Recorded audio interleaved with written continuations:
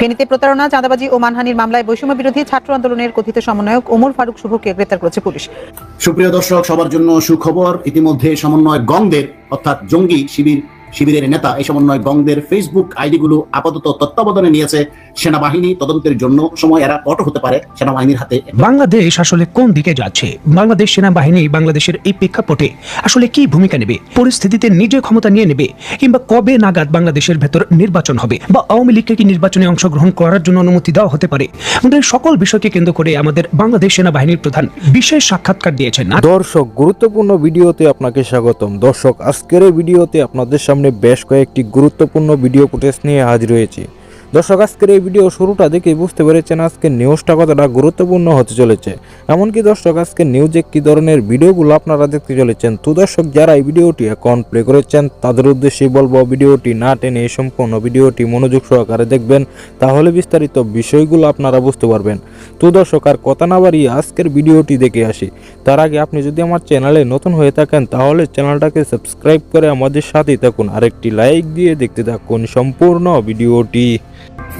সুপ্রিয় দর্শক, সবার জন্য সুখবর। ইতিমধ্যে সমন্বয় গংদের অর্থাৎ জঙ্গি শিবিরের নেতা এই সমন্বয় গংদের ফেসবুক আইডিগুলো আপাতত তত্ত্বাবধানে নিয়েছে সেনাবাহিনী তদন্তের জন্য।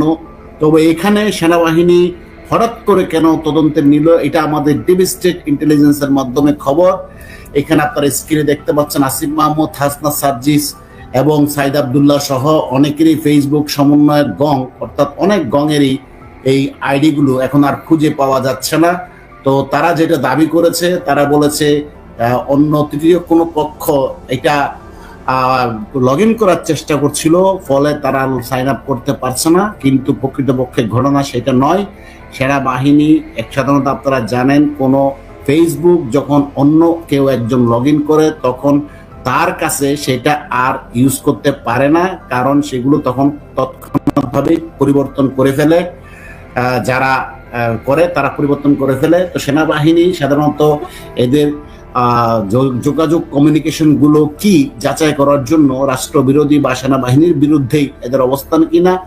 তো এই থেকে স্পষ্ট বোঝা যাচ্ছে যে যে কোনো সময় এরা কট হতে পারে সেনাবাহিনীর হাতে। একটা কথা বলে রাখি, সমন্বয়করা কিন্তু ইতিমধ্যে পচে গেছে। এটার কারণ হতো গতকাল সমাবেশে তারা 200 লোক নিজেরা জোগাড় করতে পারে নাই, বরং শিবিরের সমাবেশ থেকে তারা 1003 লোক নিয়ে আসে। 1003 লোককে যখন দেখালো তখন সেনাবাহিনী প্রকৃতপক্ষে বুঝে ফেলেছে এই সমস্ত সমন্বয়কের আর খাওয়া নাই, ভাত নাই। ফলে এই সমন্বয়কে পোষে সেনাবাহিনী বদনাম কামানোর কোনো মানে হয় না। এখন সেনাবাহিনী হয়তো কোনো উসিলা খুঁজছে এদেরকে কট দেওয়ার জন্য। তা আমার সাথে যুক্ত আছে জনাব আতার হালদার। আমি আতার হালদার কাছে যাবো। জনাব আতার হালদার, এই ধরনের কোনো সম্ভাবনা আছে কিনা যে এদের যোগ্যতা হারিয়ে ফেলেছে সেনাবাহিনী, এদের উপর এদের যার সক্ষমতা নাই সেটা বুঝে ফেলেছে, সুতরাং জনগণ এদের উপরে যে বিরক্ত হচ্ছে, এই বিরক্তর ফলে তাদেরও সেনাবাহিনীর উপর মানুষ তিক্ত হয়ে যাচ্ছে। সেনাবাহিনী এই দায় থেকে মুক্তি দেওয়ার জন্য এদের বিরুদ্ধে কোন অ্যাকশনে যাচ্ছে কিনা? ধন্যবাদ ভাই, সুখবর দিলেন যেহেতু, তাহলে একটু বেশি এনার্জি নিয়ে এবং ভালো মনে কথা বলতে হবে।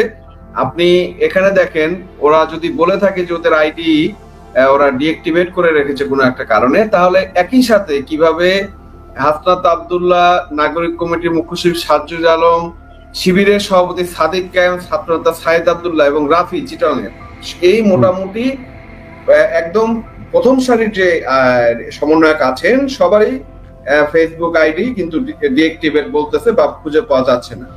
আসলে আমার যেটা মনে হচ্ছে যে তাদের যে গতকালকের কর্মকাণ্ড বা গত কয়েকদিনের যে কর্মকাণ্ড এবং বিপ্লবী সরকার গঠন যে প্রক্রিয়া, এই প্রক্রিয়াটা কিন্তু আসলে সেনাবাহিনী খুব ভালোভাবে নেয়নি আমার কাছে মনে হয়, এবং সরকারও নেয়নি কিছু জায়গায়। কারণ হচ্ছে এইটা যদি করা হতো তাহলে কিন্তু সেনাপ্রধান এবং প্রধান উপদেষ্টা দুইজনই এবং রাষ্ট্রপতি সবারই কিন্তু পদ বিলুপ্ত হইতো বা তারা বাতিল হইতো। তো এরকম একটা ঘটনা বা এই ধরনের হঠকারী ঘটনার কারণে আসলে পুরো সিস্টেমটা ভেঙে যেত, যেটা সেনাবাহিনীর ভিতরে একটা দল, উপগ্রুপ, বিভিন্ন ভাগে বিভক্ত হয়ে তাদের ভিতরে একটা আত্মকলহ বা সংঘাতের সম্ভাবনা দেখা দিয়েছিল বা রাষ্ট্র অস্থিতিশীল হওয়ার একটা পর্যায়ে গিয়েছিল। তো সেক্ষেত্রে হয়তোবা আমার কাছে যেটা মনে হয়েছে যে সেনাবাহিনী বা নিরাপত্তা পরিস্থিতি সবকিছু এবং এদের কর্মকাণ্ড মনিটরিং করার জন্য এবং এদের কর্মকাণ্ডের ভিতরে কোন কোন ধরনের রাষ্ট্রবিরোধী কার্যক্রম করা হয়েছে এগুলো হয়তোবা জাস্টিফাই করবে। এবং আপনি যেটা বলেছেন সঠিক, এমনও হতে পারে যে তারা গ্রেপ্তারও হতে পারে, তাদের সময় কিন্তু শেষ, তাদের কিন্তু টাইম উল্টানোর সময় হয়ে গেছে। বাংলাদেশ আসলে কোন দিকে যাচ্ছে? বাংলাদেশ সেনাবাহিনী বাংলাদেশের এই প্রেক্ষাপটে আসলে কি ভূমিকা নেবে? বাংলাদেশ সেনাবাহিনী কি বর্তমান রাজনৈতিক দলগুলোর মধ্যে যে অস্থিরতা চলছে এই পরিস্থিতিতে নিজে ক্ষমতা নিয়ে নেবে, কিংবা কবে নাগাদ বাংলাদেশের ভেতর নির্বাচন হবে? বর্তমানে বাংলাদেশের মাঠ প্রশাসনে বাংলাদেশ সেনাবাহিনী প্রশাসনিক ক্ষমতা হাতে পেয়েছে। এই ক্ষমতার ব্যবহার আরো কতটা শক্তিশালী করা হবে, বা এই ক্ষমতা কতদিন সেনাবাহিনী নিজের হাতে রাখবে? সীমান্ত এলাকায় ভারত বাংলাদেশকে নানান ধরনের উস্কানিমূলক কর্মকাণ্ড করছে, আগ্রাসনের হুমকিও কিন্তু ঘাড়ে একেবারে বিদ্যমান। এমতো পরিস্থিতিতে বাংলাদেশ সেনাবাহিনী আসলে কি করবে? সংবিধান পরিবর্তনের কথা চলছে, এই বিষয়টি বাংলাদেশ সেনাবাহিনী আসলে কি করে দেখে? বাংলাদেশ সেনাবাহিনী কি সংবিধানে ক্ষমতার পরিবর্তন চায়, বা আওয়ামী লীগকে কি নির্বাচনে অংশগ্রহণ করার জন্য অনুমতি দেওয়া হতে পারে? এই সকল বিষয়কে কেন্দ্র করে আমাদের বাংলাদেশ সেনাবাহিনীর প্রধান, বর্তমান বাংলাদেশের অন্যতম বড় সংবাদ মাধ্যম প্রথম আলোকে এবং তার সম্পাদক জনাব মতিউর রহমান স্যারকে একটি বিশেষ সাক্ষাৎকার দিয়েছেন। আজকের এই ভিডিওতে বাংলাদেশ সেনাবাহিনীর প্রধানের সেই বিশেষ সাক্ষাৎকারটি আমি হুবহু আপনাদের মাঝে তুলে ধরতে চেষ্টা করব।